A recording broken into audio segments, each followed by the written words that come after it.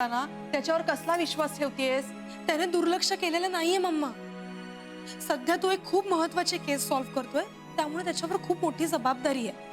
आणि मुळात काम सोडून आपल्यासाठी येणं हे आईंनाही पटलं नसतं. आणि उद्या तुझ्या बाबतीत हे सगळं घडलं तर मी त्याला दोष नाही देणार, कारण मी सगळ्याचा विचार करूनच त्याच्याशी लग्न करण्याचा निर्णय घेतला.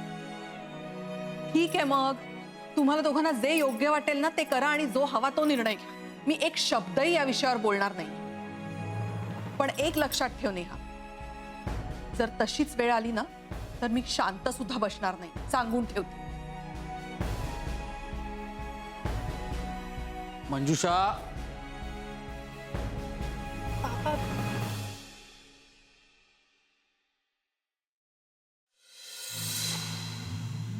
काकू काय करताय?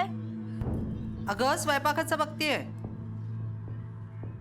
आधी बाहेर या बघू. का गं काय झालं? काकू तुम्ही पण ना, काय चाललंय हे तुमचं? अगं आता अजय कामावरून दमून भागून येईल, त्याच्या जेवणाचं नको करायला.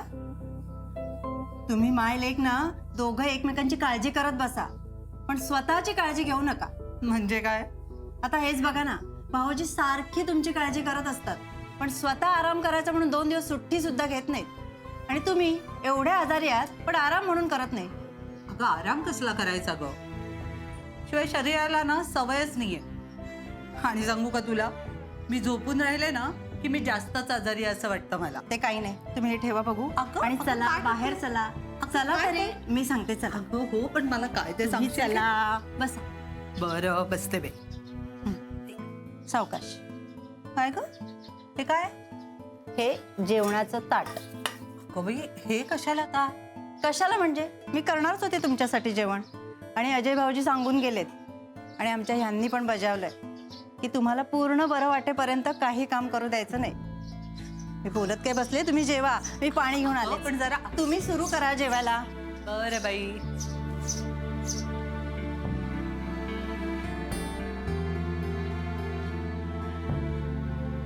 हे पाणी.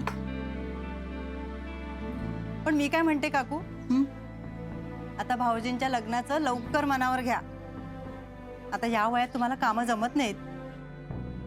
अगं मी मनावर घेईन, पण त्यांनी मनावर घ्यायला पाहिजे ना.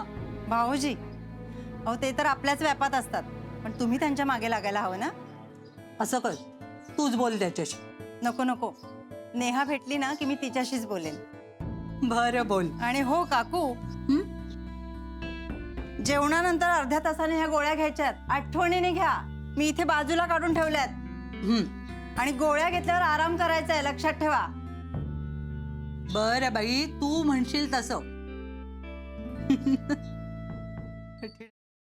सफरचंदाचे काप नीट परतल्यानंतर त्यामध्ये दालचिनी पूड आणि मध घालून पुन्हा नीट परतून घ्यावं. बटर लावलेल्या ब्रेडवर सफरचंदाचे तुकडे, बदामाचे तुकडे, टुटी फ्रुटी, डार्क चॉकलेट आणि मीठ घालून दुसरा ब्रेडचा तुकडा त्यावर ठेवून वरच्या बाजूला बटर लावून घ्यावं. एका बाउलमध्ये स्ट्रॉबेरी सिरप आणि क्रीम घालून सॉस तयार करून घ्यावा. तयार सँडविच पॅन मध्ये बटरवर ग्रिल करून घ्यावं आणि स्ट्रॉबेरी सॉस बरोबर सर्व्ह करावं.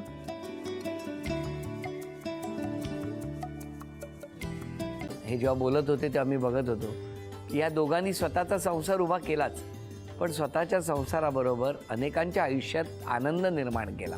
तो आनंद महत्त्वाचा. हसत राहा, आनंदी राहा असं म्हणत शुभेच्छा देऊया. आणि ही झी मराठीकडून भेटवस्तू डेव्हिड तुमच्यासाठी. अभिनंदन. आणि वहिनींना तथास्तू पुणे यांच्याकडून ही पैठणी. अभिनंदन.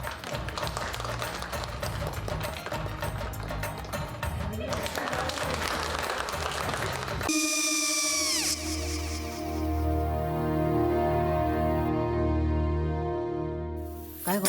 हा काय झालं? काय झालं काय? आले, मी निकाल लावून आली. हो, पण तिची आईच काय बोलली? तिला वाटलं का सगळ्या निशाने आपल्या चुका कबूल केल्या का? आई, मी चांगलं सुनावून आली आहे. त्या तिची बाजू घेत होत्या, पण मी लक्ष दिलं नाहीये. खूप झालं आता. चांगुलपणा खूप झाला. मऊ दिसलं ना की कोपऱ्याने खणतात ना माणसं, ते असं. अगो पण आईच म्हणली काय तिची, पटला काय ती का? मला माहिती नाहीये. आई मी तुम्हाला नंतर फोन करते. हो चालेल. आणि आई बाबा जे बोलले त्याचं वाईट नका वाटून घेऊ. सॉरी. सॉरी काय त्या? नेहा आले. आई मी येते. हो काकू येते.